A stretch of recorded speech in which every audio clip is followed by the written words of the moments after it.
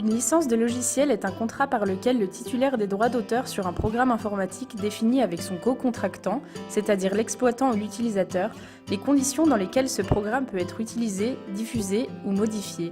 Utiliser sans licence un logiciel dont on n'est pas l'auteur revient à violer le droit d'auteur. L'utilisateur ne devient en aucun cas titulaire d'un quelconque droit intellectuel sur le logiciel. Le contrat de licence utilisateur final, aussi appelé CLUF, est un contrat liant une personne installant un logiciel avec l'éditeur de logiciel, qui limite le nombre de machines et qui limite aussi le nombre d'utilisateurs. Le copyleft, qu'est-ce que c'est? L'autorisation d'utiliser, étudier, modifier et diffuser l'œuvre d'un auteur dans la mesure où cette autorisation reste préservée pour les utilisateurs. Dans le CLUF, il existe 6 types de licences. Les licences multiples, les licences ouvertes, les open source, les copyleft, les non-copyleft, ainsi que les propriétaires.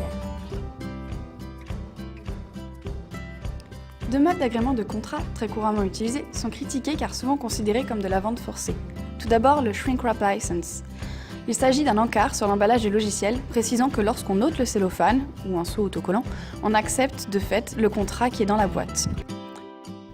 Le deuxième, Quick Float License. Vous savez, il s'agit de ces logiciels où, quand vous les installez, vous devez aller jusqu'en bas de la page des mentions légales pour accepter. Et si vous n'allez pas jusqu'en bas de la page, on vous refuse l'accès au logiciel. Il existe 5 types de licences. La licence fixe, conçue pour être installée sur un ordinateur particulier. La licence nominative, attribuée à un utilisateur particulier. La licence flottante, qui fonctionne avec un ordinateur serveur de licence. Le shareware, c'est-à-dire la période d'essai, et les licences libres, comme vous pouvez retrouver sur le logiciel de GIMP par exemple. Les Creative Commons ont été créés aux États-Unis en 2002. C'est un ensemble de licences régissant les conditions de réutilisation et/ou de distribution d'œuvres. Les auteurs peuvent choisir dans les 4 options des Creative Commons. La première est l'attribution, c'est-à-dire que les utilisateurs doivent citer le nom de l'auteur.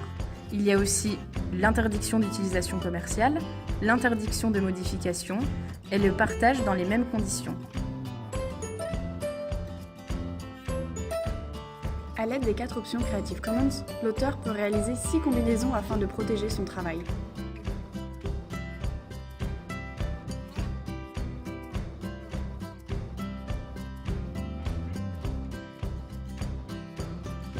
Je peux donc choisir parmi 6 combinaisons de licences, celle qui me convient le mieux. Le public disposera de plus ou moins de liberté pour réutiliser mon œuvre. L'harmonisation au plan mondial et européen. L'objectif de la directive européenne 2001-29/CE, créée en 1996, est d'adapter la législation relative aux droits d'auteur et aux droits voisins aux évolutions technologiques. Cette loi a été adoptée dans le cadre de l'Organisation mondiale de la propriété intellectuelle, aussi appelée OMPI.